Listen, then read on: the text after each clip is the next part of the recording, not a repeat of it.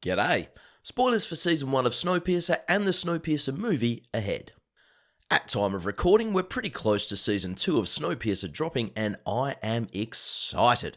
When this show first came out, I was a little unsure about it. It wasn't coming out that long after the movie, and I was a bit worried that it might not have that much to add. It was a pleasure to be this wrong though, as the series is a huge improvement over the flick, which is still good, don't get me wrong, but the writers of the show used the longer screen time to more thoroughly explore themes and to also show some important subtleties that were largely missing in the film. Whole thing's dope as hell. What I like most about the show though, and what I'm talking about today, is what the series has so far had to say about the tailies, that scrappy band of classless underdogs relegated to a life of horror in the rear carriages, and specifically the role that they fill for everyone else, probably without those uptrain even realising. Now, one thing that we need to establish when talking about the Tail is that its residents, both as depicted in the show and the movie, do not represent labour or the working class. While we see some instances of them being used as workers, it is rare and strictly contained. Instead, the tailies are largely stuck doing not much apart from subsisting on what little is doled out from on high, and as such, the tailies actually represent the unemployed. In the movie, these unemployed folks serve a purpose directly to the functioning of the train itself. This purpose is to provide children who are used to replace worn-out engine parts. Now, I get the allegory, and it was a pretty cool idea for a fantasy movie, but the reveal does have the effect of putting the movie squarely in the fantasy genre. I mean, for one thing, it wouldn't work, that's not how mechanical systems do, but also I think a lot of people probably understood on some level that this was a departure from the way our societies function. It's certainly something I felt, but not something I could quite put my finger on until the show came out. Now, in the show, the tailies do not serve the train nearly as directly. The train itself would run fine without them. Indeed, the mysterious Mr. Wilford appears not to have intended for them to be on his train at all, given the opening scenes of a few desperate folks without tickets having to fight their way on board as it departs. That said though, Wilford might not have understood just how badly the tailies were needed, not for the train itself, but so that the rigid order that the elites had established could be maintained. The train in question is, of course, a great analogy for capitalist society and the divisions therein. We have first-class capitalists who contribute fuck all despite their self-assurance. We have the second or learned class who do perform essential functions and are seen as more skilled than other workers and so are elevated up to a point. We then have third class, which is of course labour. Now throughout the show we see some folks swapping around a bit in that, we see some folks who aren't that loyal to their class at all, and this muddies things up a bit. But ultimately the group that represents labour does come to a generalised understanding that they're doing all the work, they're pretty much stuck where they are, and they're not getting as good a share. So the question then is, why haven't they yet done anything about it? I mean, the preaching about the need for order from those with power and privilege clearly rings pretty hollow for many. Third clearly has the numbers, so what is it that's holding Third back? Well, nothing is simple in our world, nor the world of Snowpiercer, so there are a few reasons. The loyalty of the cops to the structures that let them have some power and station over others is one significant barrier. As well, and despite the creeping animosity for the status quo, the potential for collateral damage as a result of upheaval is to be considered as well, because things are going to get well bloody if Third tries to take the train, and the world is a fragile place. The really important thing to me, though, is fear of the tail.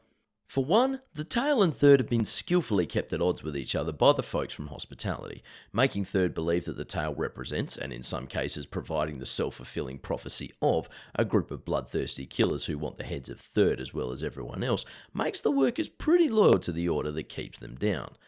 More relevant to our world, though, is that labour is kept just as afraid of the life that the tail leads as much as the people who inhabit it. Despite the lack of sharing from those in control, or even those just existing, the tail represents a life that could be far, far worse for those in Third. If Labour wants to kick up a fuss, if Labour wants to break the laws of the capitalist, if Labour is unhappy with things, well, they know where they're ending up, and that is why the tail is so important. Sure, tailies might sometimes do jobs that Labour doesn't want to, but Labour could do these tasks. Tailies might sometimes provide people that can be easily exploited.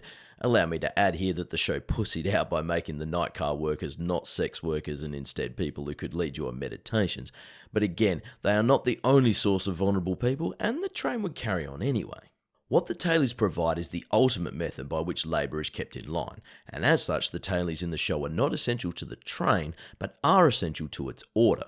It's the same for us in the meat space. A big barrier to labour organisation and efforts to overthrow or at least curb capitalism is the threat of unemployment, because despite all the rhetoric about the drains on society, etc., I think even our politicians and the capitalists understand that few, if any, people genuinely want to be in that situation.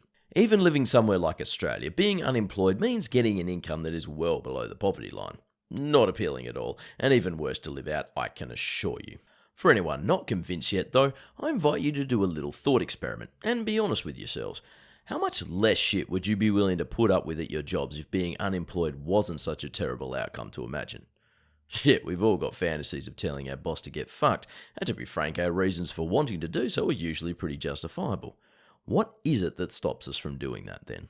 Yeah, this is a mechanism that plays out on screen and IRL, making the unemployed essential to the continued exploitation of not only themselves but labour as well, and that keeps things ticking along. Pretty interesting then just how much those on top of the proverbial pile owe to those they demonise the most. Anyway, what to do about this might be an obvious next question, and well, here the show shines again in my opinion. The revolution we see depicted in later episodes is, of course, a complex affair. However, it is made possible in large part by an understanding or solidarity that has developed between members of Third and members of the Tail, and it's the same in the real world. So long as those in labour continue to fear the unemployed, but moreover the condition of unemployment, nothing will change. So long as people buy into narratives about the unemployed being responsible for their condition, so long as people continue to accept the reprehensible concept that it's okay to leave people in poverty, and so long as we blame the unemployed for supposedly robbing us, we are kept from acknowledging and dealing with the real thieves. What we need to do is forget the programming and further to insist that the unemployed are respected and looked after as well as should be anyone. This as a matter of principle and as a method of breaking down the power of capitalism. I mean, imagine a world in which we could happily walk away from our jobs. That would be a dramatic shift in the power balance, wouldn't it? Anyway, I'm really looking forward to Season 2, which I'm guessing and hoping is going to have a lot to say about protecting a revolution from outside forces that represent a way to return to the power dynamics that so many in the not capitalist classes are so strangely loyal to. Should be a blast. But yeah, laters.